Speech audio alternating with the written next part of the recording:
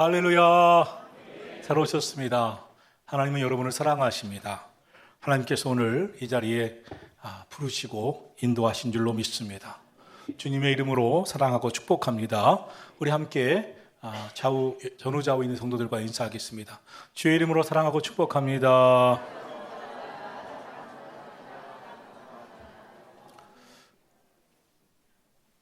사람은 누구나 행복해지고 싶어 합니다. 그러나 인간의 마음은 행복해지고 싶어 하면서도 실제로는 불안해하고 자신은 불행하다고 느끼는 마음이 참 많습니다.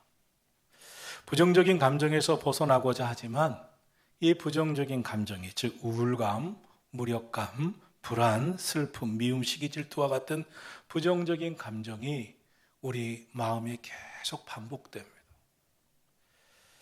행복해지고 싶은데 정작 불행하다는 생각을 하고 살아가고 있는 것입니다. 파랑새병이라는 것이 있습니다. 파랑새 증후군이라고도 부릅니다. 파랑새병은 늘 행복을 찾아다니는 병입니다.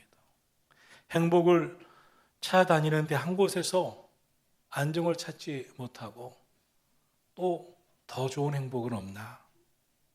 또 돌아다니는 현상을 가리키는 겁니다. 이 직장 저 직장 옮겨 다니면서 이곳은 이것이 마음에 안 들고 저것은 저것이 마음에 안 들고 더 행복한 직장은 없는가? 파랑새를 쫓는 마음, 심리 현상입니다. 그래서 쉽게 실증을 느낄 때가 많습니다. 주기적으로 때가 되면 실증을 느끼는 심리입니다. 내 마음에 더 많이 좋은 마음이 드는 파랑새 같은 직장을 찾고 그런 사람을 찾고 그 무엇을 찾아다니는 현상입니다. 그러나 아무리 바꾼다 하더라도 그 마음에 행복이 있겠습니까? 실증을 느끼고 더 좋은 행복을 찾는 그 무엇이 아니라 내 마음이 행복해져야 되지 않겠습니까? 독일의 작가 괴테는 좋은 교육을 받은 사람입니다. 국가의 재상 자리까지 올랐습니다. 성공한 인물이었습니다. 작가로서도 우리가 다 알듯이 명성을 떨쳤습니다. 당대 가장 존경받던 최고의 인물 중에 하나였습니다. 그가 살던 시대에 그야말로 그는 행복한 사람이라고 불렸습니다. 그런데 그는 세상을 떠나면서 이런 말을 남겼습니다. 세상 사람들이 다 나를 행운아라고 말했고요. 나는 불행도 모르는 사람이라고 여겼습니다. 그러나 나는 내 평생에 한 번도 행복하다라고 생각한 적이 단 하루도 없었습니다. 나는 행복하지 않았습니다. 여러분, 매스컴에 등장하는 사람들 중에 참 행복한 사람처럼 보이는 그분들이 실제로 자신들이 느끼는 마음이 나는 행복하다고 생각하면서 살까요? 남들 눈에 행복하게 비춰졌는지 몰라도 솔직히 즐거운 때가 별로 없었고 오히려 괴롭고 외로웠던 기억이 더 많았다고 고백하지는 않을까요? 사랑하신 성도 여러분, 여러분은 지금 행복하십니까? 여러분은 어떠십니까? 행복한 사람이라는 생각이 드십니까? 본문 신명기 33장은 120세를 살고 하나님 품으로 갔던 모세가 하나님의 부르심을 느끼고 죽음을 앞둔 시점에서 그동안 40년을 이끌어왔던 이스라엘 백성들에게 유언적으로 하는 말씀입니다. 모세는 자신의 인생 120년을 통해서 느낀 하나님은 어떤 분이신지, 그리고 하나님을 믿고 인도함을 받았던 그 백성들은 어떤 백성인지 그들을 일깨우면서 당부하면서 오늘 말씀을 전하고 있습니다. 이 말씀은 모세와 함께 동고동락하면서 40년 광야길을 걸어온 이스라엘 백성들에게 전하는 말씀이지만 동시에 오늘날 영적 이스라엘인 모든 교회들, 모든 오고 오는 모든 성도들, 우리들에게 전하고 있는 말씀이기도 합니다. 왜냐하면 구약시대의 육적 이스라엘은 신약시대의 영적 이스라엘인 신약의 오늘의 교회를 예표하고 있기 때문입니다. 오늘 본문에서 모세는 마지막 죽음을 앞두고 결론적으로 이렇게 말하고 있습니다. 하나님의 백성인 너희는 행복한 사람들이다. 행복할 수밖에 없는 존재들이다. 29절은 말씀합니다. 너희는 행복한 사람이로다.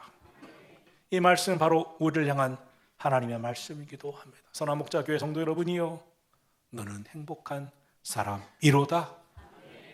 사실 모세가 이스라엘 백성들을 향하여 너는 행복한 사람이라고 선포하고 있던 이 시기는 외부적인 환경이 아주 좋아서 정말 행복할 수밖에 없는 순간은 아니었습니다. 40년 동안 광야에서 고난을 겪었음에도, 그리고 아직도 하나님께서 약속하신 가나안 땅에는 들어가지 못했습니다. 모세는 요단강 저편, 저 가나안 땅을 내려다보는 그곳에서 하나님의 부르심을 받았습니다. 그러니까 이스라엘 백성들은 아직 요단강을 건너야 했습니다. 그때는 요단강을 건너기 쉬운 계절적으로 그런 시기가 아니었습니다. 또한 가나안 땅을 정복하기 위해서 앞으로 계속해서 큰 싸움도 치러야 했습니다.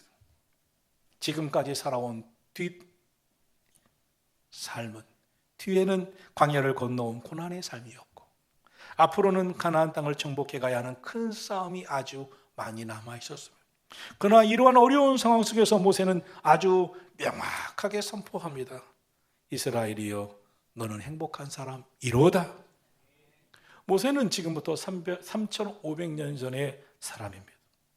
그런데 그가 120년 인생을 살아온 삶을 통해서, 그리고 광야 40년 동안 이끈 지도자로서 그가 깨달은 것은 정말 하나님의 백성인 우리는 행복하다, 이스라엘 백성들은 참 행복한 사람들이다 하는 것이었습니다.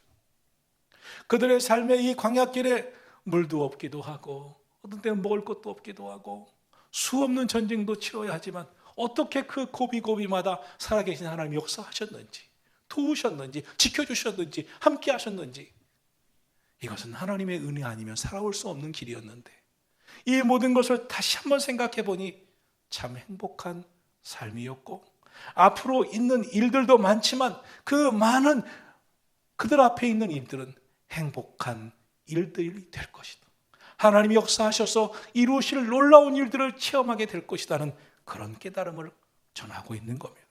그리고 오늘 우리에게 3,500년을 지난 오늘 우리에게 역사를 관통하면서 전하고 싶은 게 있습니다. 하나님을 믿고 믿음으로 사는 여러분들이요, 너희는 행복한 사람이로다. 모세가 오늘 우리에게 전하고 있습니다. 너희가 진심으로 하나님을 믿고 있다면 여러분이야말로 하나님 앞에서 행복한 사람이라는 것을 아셔야 한다는 겁니다. 그럼 이와 같은 상황 속에서 모세는 왜 이스라엘 백성들을 향하여 행복한 사람이라고 선포하고 있는 것일까요? 왜 행복하다고 말씀하고 있는 것일까요? 첫째로 여호와의 구원을 받은 백성이기 때문입니다. 29절 말씀합니다. 여호와의 구원을 너같이 얻은 백성이 누구냐? 모세는 이스라엘 백성들을 축복하기 전에 먼저 26절에서 여수르니여 하나님 같은 이가 없도다. 그가 너를 도우시려고 하늘을 타고 궁창에서 위엄을 나타내시는도다 라고 말씀했습니다. 여수르는 나의 사랑하는 백성아, 나의 의로운 백성아, 이렇게 부르는, 하나님이 그 백성을 부를 때 사용한 애칭이었습니다. 부모가 자녀를 부를 때 내 애기, 내 딸, 아들, 이렇게 내 새끼, 이렇게 애칭으로 자녀들을 부르는 부모의 마음같이 하나님께서 이스라엘을 향하여 여수르나라고 호칭하시는 것은 하나님의 사랑, 하나님의 그 백성을 향한 마음을 전하고 있는 겁니다. 모세 하나님께서 너희를 그만큼 사랑하시고 아끼고 계시다는 것을 이렇게 전하고 있는 겁니다. 하나님께서 택하신 자들을, 오늘 여러분을 하나님께서 놀랍게 사랑하심을 깨닫기를 주의 이름으로 축원합니다. 그리고 구원해 주셨습니다. 누가복음 19장에 보면 삭개오라는 사람이 나옵니다. 부자입니다. 세리장입니다. 면허증을 받고 백성들의 돈을 착취할 수 있었고, 그 결과 많은 돈을 벌어서 그는 평생 써도 다 못 쓸 만큼 부자였습니다. 그런데 마음은 불행하다는 마음뿐이었습니다. 그는 그렇게 돈을 착취하고 벌면서 이 돈을 가지면 나는 행복해질 거라고 생각했지만 그렇지 않았습니다. 오히려 인생은 더 슬펐고 불행하다는 마음이었고 고독했고 괴로웠습니다. 그래서 예수님이 그 마을에, 자기가 사는 마을에 방문을 하실 때 예수님 한번 보고 싶어, 그의 마음의 불행한 감정을 치유하고 싶어 주님 만나러 나왔습니다. 많은 사람들이 모여 뽕나무 위에 올라갑니다. 그리고 예수님을 바라봅니다. 그 나무 위에 삭개오가 있는 것을 예수님이 아시고 다가오시면서 삭개오야 내려오라. 내가 오늘 너의 집에 유하리라. 그리고 너도 아브라함의 자손이로다. 너는 구원받은 하나님의 백성이로다. 그 순간 이 삭개오의 심정에 나는 너무나 불행하고 슬프고 고독하고 외롭다는 것, 돈으로도 채울 수 없던 그 마음이 예수님의 말씀, 예수님의 은혜로 그 마음의 모든 불행이 떠나가고 주님 만난 기쁨으로 가득 차 버렸습니다. 그러나 그는 약속합니다. 내 재산의 절반을 가난한 사람들에게 나누고 싶습니다. 그만큼 예수님 만난 자의 기쁨을, 마음을 그렇게 표현하고 있습니다. 요한복음 4장에는 남편 5 있던 여인의 이야기가 나옵니다. 삭개오가 돈으로 인생을 행복해져 버리려고 했다면 이 여인은 사람을 통해서 행복해지고 싶었을 것입니다. 그런데 이 사람도 나에게 행복을 주지 않고 저 사람도 나에게 행복을 주지 않았습니다. 계속해서 새로운 사람을 만났지만 그는 행복해지지 않았고 오히려 많은 사람들에게 손가락질만 당하고 있었습니다. 여러 사람을 만났지만 행복은 떠났고 오히려 불행했고 손가락질만 당하던 그 여인은 결국 수많은 여인들이 물길로 오는 해 질 때, 저물 때, 해가 없을 때, 그때가 아니라 사람이 하나도 없는 대낮 정오에 홀로 물을 길러 올 수밖에 없었습니다. 사람들이 싫었습니다. 그런데 바로 그때 예수님이 그를 찾아가 만나 주셨습니다. 예수님과 대화하고 말씀을 나누는데 그 여인은 세상에서 경험할 수 없는 기쁨이 솟았습니다. 그래서 그 여인이 마을로 뛰어들어갑니다. 사람을 피했던 그 여인이 사람들 속으로 들어가 여러분도 와보라, 나와보라. 내가 만난 메시아, 나에게 기쁨을 주신, 행복을 주신 이분을 여러분도 만나시오라고 외치기 시작합니다. 성경이 왜 오늘 성경에서 우리를 향하여 행복한 사람이라고 전하고 있는 것일까요? 하나님이 우리의 죄를 용서해 주시고 구원해 주셨기 때문입니다. 구원이란 고난과 질병과 기근과 위험과 죄와 사탄으로부터 주신 구원을 말하고 있는 것입니다. 하나님 우리를 구원해 주셨습니다. 저와 여러분은 구원받은 사람입니다. 주 예수 그리스도를 믿음으로 말미암아 영원히 구원받았습니다. 사람의 불행이 어디에서 출발한다고 생각합니까? 사람들이 이 불행의 출발 때문에 무언가 자꾸 몰두하는 것을 봅니다.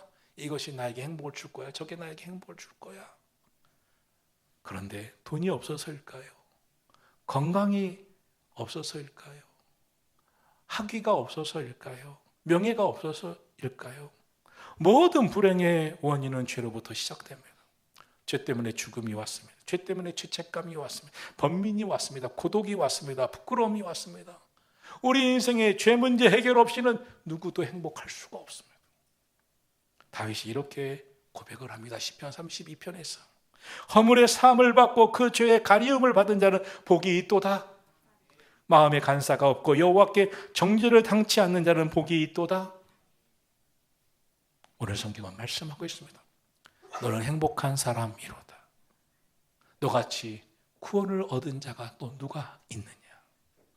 인간의 근본적인 문제, 죄 문제를 해결받은 너야말로 행복한 사람이라고 깨닫지 못하느냐?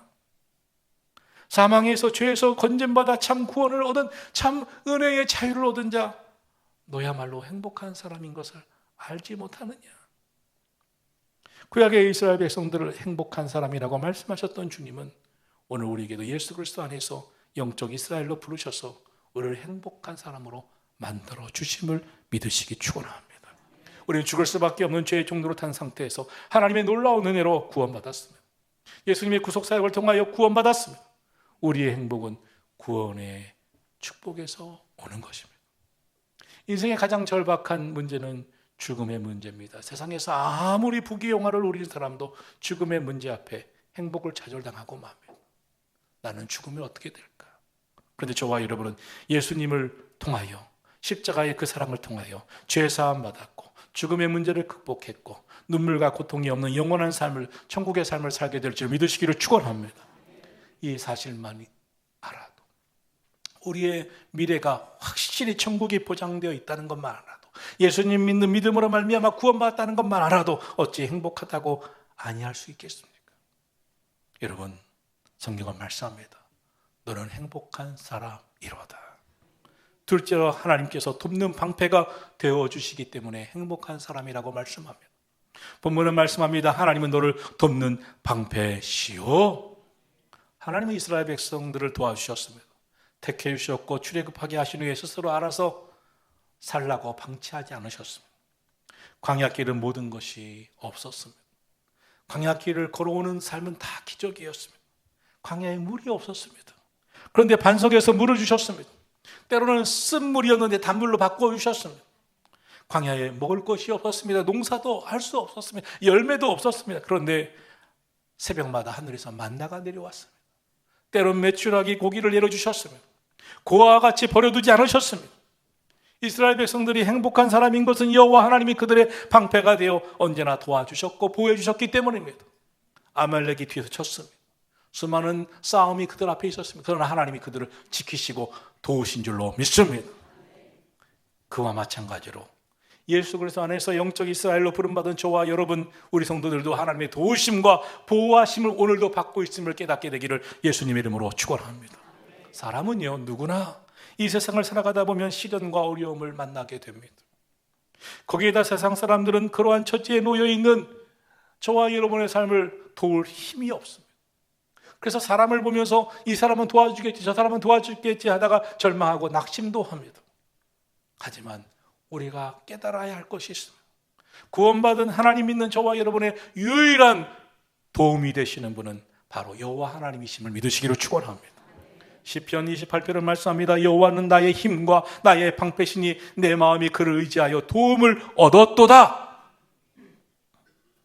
하나님은 전능하신 창조주이심을 믿으시기를 축원합니다. 그러므로 우리가 직면한 어떤 문제도 하나님 앞에 나와 기도하면, 손을 들고 간구하면 주님이 도와주실 줄로 믿습니다. 400여 년 애굽에서 노예로 살던 이스라엘 백성들이 애굽에서 나올 때 제일 먼저 그들에게 마주한 것은 홍해바다였습니다. 앞에는 홍해바다, 뒤에는 애국 군대가 추격하고 있었습니다. 절망이었습니다. 어떤 이는 여기서 우리가 죽는구나, 왜 여기서 우리를 죽이려고 하느냐라고 말까지 하고 불평했습니다. 그때 하나님께서 모세를 향하여 두 손을 높이 들라, 지팡이를 들고 그 손을 바다 위로 내밀어라. 그러자 홍해가 갈라집니다. 하나님이 도우십니다. 하나님께서 역사해 주십니다. 그때 모세가 이렇게 외칩니다. 너희는 두려워하지 말고 가만히 서서 여호와께서 오늘 너희를 위하여 행하시는 그 구원을 보라. 그들의 힘이 아니었습니다. 하나님의 놀라운 은혜가 그들과 함께 하신 줄로 믿습니다. 도와주신 줄로 믿습니다. 오늘 우리도 마찬가지입니다. 하나님 우리를 도와주실 줄로 믿습니다. 여러분 깨어 기도하시고 하나님과 영적 관계가 바로 서 있고 하나님과 영적 관계된 이 영적 줄이 붙잡혀 있고 오늘도 예배자로 하나님 믿습니다. 함께 하심을 믿습니다. 하나님 역사하심을 믿습니다. 지금도 도와주심을 믿습니다. 믿음으로 살아가기를 축원합니다. 시편 121편은 말씀합니다. 내가 산을 향하여 눈을 들리라. 나의 도움이 어디서 올까? 나의 도움은 천지를 지으신 여호와에게서로다. 다윗이 골리앗 앞으로 나갑니다. 골리앗의 손에 큰 칼과 큰 창과 방패가 들어있었습니다. 다윗은 물맷돌 5개 하나 들었습니다. 다윗이 외칩니다. 너는 큰 칼과 큰 창을 들고 나를 해치러 나왔지만 나는 여호와 만군의 여호와의 이름으로 나아가노라. 다윗에게는 그 마음에 하나님 믿는 믿음밖에 없었습니다. 그때 하나님이 도와주신 줄로 믿습니다. 오늘 저와 여러분이 맞닥뜨리는 세상은 골리앗과 같습니다. 내가 저걸 해낼 수 있을까? 내가 저것을 이길 수 있을까? 저 사람들과 내가 경쟁할 수 있을까? 내가 저 큰 골리앗 같은 장벽 앞에서 내가 견딜 수 있을까? 그러나 우리는 만군의 여호와 하나님을 믿는 사람이라는 사실을 믿으시기를 축원합니다. 다니엘이 사자굴 속 그 굴에 던져집니다. 그러나 그는 예루살렘을 향한 창문을 열고 하루 3번씩 꼬박 기도합니다. 하나님이 함께 하시를 믿었습니다. 그때 사자굴 속에 사자가 입을 다뭅니다. 하나님이 강력하게 역사하십니다. 로마서 8장 28절은 말씀합니다. 우리가 알거니와 하나님을 사랑하는 자 곧 그의 뜻대로 부르심을 입은 자들에게는 모든 것이 합력하여 선을 이루느니라. 삶에 절망이 다가오고 고통이 다가오고 괴로움과 슬픔이 다가올 때 나를 도와주시고 모든 것을 선으로 바꿔주시는 하나님을 믿으시기를 예수님의 이름으로 축원합니다. 셋째로 하나님께서 영광의 칼이 되어 주신다고 했습니다. 즉 하나님께서 너희의 인생을 승리로 이끌어 주실 것이기 때문에 너는 행복하다고 믿으라고 말씀하고 있습니다. 본문 29절을 말씀합니다. 하나님이 내 영광의 칼이시로다. 내 대적이 내게 복종하리니 내가 그들의 높은 곳을 밟으리로다. 심리학자들에 의하면 사람은 사춘기까지 자신에 관해 17만 3천 개의 부정적인 메시지를 받는다고 합니다. 이에 반해 긍정적인 메시지는 16,000개 지나지 않는다고 합니다. 쉽게 말하면 하루 평균 사람은 30개 가까이 부정적인 메시지를 받는 반면에 긍정적인 메시지는 2개 정도 받는다는 것입니다. 어떤 사람은 말하기를 사람의 생각의 90%가 다 부정적이라는 것입니다. 우리에게 오늘 하루도 30개 이상의 부정적인 메시지가 전달됩니다. 너는 실패할 거야. 너는 사람들이 싫어하는 사람이야. 너에게 소망이 없어. 너는 끝이야. 내 인생 괴로울 거야. 너 끝이 더 고통스러울 거야. 하는 부정적인 메시지가 우리 안에 들려온다는 거 하는 것입니다. 그런 마음이 든다는 것입니다. 결국 부정적인 생각은, 부정적인 마음은, 부정적인 말들은 우리를 부정적인 사람이 되게 하고 불행한 삶을 살게 만든다는 것입니다. 세상을 살아보면 참 이 세상은 악한 사탄 마귀가 파멸시키려고 역사하고 있다는 것을 느낍니다. 하나님의 백성들은 필연적으로 악한 영의 역사를 경험합니다. 이 세상 공중의 권세 잡은 사탄 마귀는 주의 백성들을 우는 사자와 같이 지금도 삼키차를 찾으려고 합니다. 특히 마음이 약한 사람들, 시험에 잘 들을 사람들, 마음에 괴로움을 주면 고난을 더 크게 느끼는 사람들, 쉽게 넘어지고 절망을 느끼는 사람들, 괴롭히다 보면 쉽게 넘어지는 사람들은 더더욱 그렇겠죠. 하지만 아무리 많은 대적이 우리를 애워싸고 공격한다 할지라도 하나님이 함께 하신다. 하나님이 지켜주신다. 도단성에 있는 엘리사가 그의 사환에게 눈을 들어봐라. 저 아람 군대가 우리를 포위하고 있지만 하나님의 천군 전사가 불말과 불병거로 더 지키고 있지 않느냐. 그의 영의 눈이 떠지자 하나님이 함께 하심을 보았듯이 오늘도 저와 여러분의 삶에 영의 눈을 뜨고 하나님이 나와 함께 하시기 때문에 내 삶에 고난이 있어도 나는 능히 승리할 수 있을 것이다. 하나님이 함께 하실 것이다. 이 믿음으로 살아가기를 축원합니다. 하나님이 우리와 함께 해 주시기 때문입니다. 로마서 8장 35절을 말씀합니다. 누가 우리를 그리스도의 사랑에서 끊을 수 있으리요. 환난이나 공고나 박해나 기근이나 적시나 위험이나 칼이나. 그러나 이 모든 일에 우리를 사랑하시는 이로 말미암아 우리가 넉넉히 이기느니라 믿으시기를 축원합니다. 하나님이 함께해 주십니다. 이 세상에서 가장 못생긴 여자라는 책을 쓴 리치 벨라스케스라는 분이 있습니다. 이 영상 화면을 보시면 이분은 아무리 먹어도 살이 찌지 않은 희귀병을 갖고 태어났습니다. 태어날 때 900g의 미숙아로 태어났습니다. 1kg가 채 안 됐습니다. 의사들은 얼마나 살 수 있을지 모르겠다고 부모에게 그렇게 말했습니다. 그녀의 몸무게는 늘 27kg를 넘지 않았습니다. 체내 지방이 축적되지 않아서 20분마다 조금씩 음식을 섭취해야 하는 분입니다. 하루에 심지어 60끼를 먹어야 생존할 수 있는 분입니다. 게다가 병이 악화돼서 오른쪽 시력을 많이 잃었습니다. 그녀의 모습은 모든 것처럼 뼈와 가죽만 남았다 할 수 있을 정도입니다. 하지만 독실한 그리스도인인 그녀의 부모는 절망하지 아니하고 그녀에게 늘 용기와 희망을 주었습니다. 이 리치의 엄마가 이렇게 말했습니다. 하나님은 너에게 많은 시련을 주신 것은 사실이야. 하지만 사랑하는 리치야, 거기엔 다 이유가 있어. 엄마는 하나님이 너를 항상 지켜주실 것을 잘 알아. 너에게 시련을 주신 하나님은 너를 지켜주실 것이야. 너는 태어날 때부터 기적이었고 앞으로도 많은 일을 기적같이 해낼 거야. 너는 언제나 하나님의 사랑을 받고 있다는 것을 잊지 말거라. 그녀가 고등학생 되었을 때입니다. 안타깝게 누군가 그녀의 모습을 몰래 동영상으로 찍었습니다. 그리고 유튜브에 올렸습니다. 세상에서 가장 못생긴 여자라는 제목으로. 그런데 그 유튜브 영상이 온 세계에 수천만의 사람이 봤습니다. 그리고 악성 댓글을 남겼습니다. 뭐라고 남겼냐면 그런 얼굴로 사느니 차라리 자살해라. 나라면 죽겠다. 왜 안 죽고 사느냐. 이 악성 댓글을, 그 동영상을 그녀도 보게 되고 말았습니다. 얼마나 큰 충격을 받았겠어요. 복수하고 싶었어요. 반드시 복수하려는 마음을 가졌어요. 하지만 복수가 아무런 도움이 자신에게 되지 않을 것을 잘 안 그는 오히려 깨닫습니다. 이제부터 나는 더 멋진 삶을 살기 위해 기도하자. 그리고 그녀는 책에서 그때의 상황을 이렇게 얘기합니다. 사람들은 나에게 죽으라고 종용했지만 난 살아서 행복해질 것을 선택했다. 나는 살아서 저 무리한 사람들이 정해놓은 허상에서 벗어났어. 내가 꿈꾸는 삶을 살기로 결정했다. 나는 좀 더 구체적이고 실제적인 삶의 목표를 세웠다. 첫째, 나는 강연가가 될 것이다. 여기저기가 동기부여하는 당신은 소망이 있다고, 희망이 있다고 외칠 수 있는 강연가가 될 것이다. 둘째, 내 인생에 관한 책을 나는 쓰고 말 것이다. 셋째, 나는 대학을 반드시 졸업할 것이다. 그녀는 거의 모두 목표를 이루었습니다. 우리가 알고 있는 CNN, MBC 등 여러 뉴스에도 출연했고, 지금도 200회 이상의 강연하는 유명한 강연가가 되었고, 미국에서 가장 인기인 테드 강연을 통해서 수천만 명이 그 강연을 봤습니다.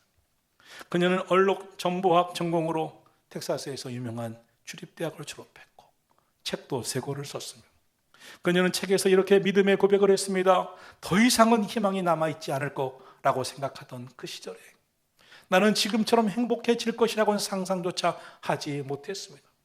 그런데 내 삶을 돌아보면 중요한 고비고비마다 하나님이 내 삶에 함께 하셨고 내 삶에 개입해 주셔서 오늘까지 왔습니다.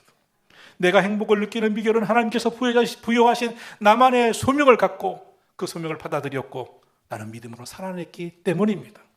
하나님께서 나를 특별하게 쓰실 계획을 갖고 있다고 생각하니 내 마음에 감사가 우러나왔습니다. 언제까지 내가 살아갈지는 모르겠지만 살아있는 만큼은 하나님의 뜻을 충실히 전하고 싶은 간절한 마음뿐입니다.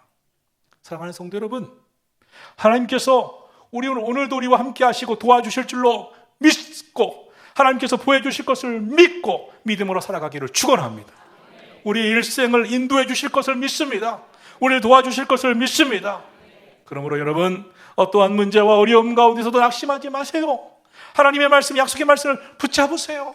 믿음으로 주님 바라보시고 너는 행복한 사람이로다, 이 말씀을 믿음으로 받으시기를 축원합니다. 그리고 주님의 말씀을 마음에 새기고 오늘도 믿음으로 기도하며 살아가시기를 예수님의 이름으로 축원합니다. 찬양하고 기도하겠습니다.